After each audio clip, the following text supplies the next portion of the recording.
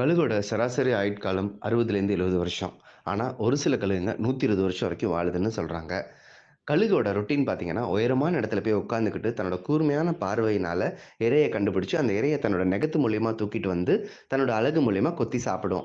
அது தன்னோட முதுமை பருவத்தை எட்டும்போது, அதாவது 60 வயசுல தன்னோட கூர்மையினால, பார்வையினால என்னதான் இரைய கண்டுபிடிச்சாலும், ஆனா அந்த நெகம் மூலியமா அதால தூக்க முடியாமையும், அலகு மூலியமா கொத்தி சாப்பிட முடியாமையும், பசியில சாப்பிட முடியாம இறந்துருது.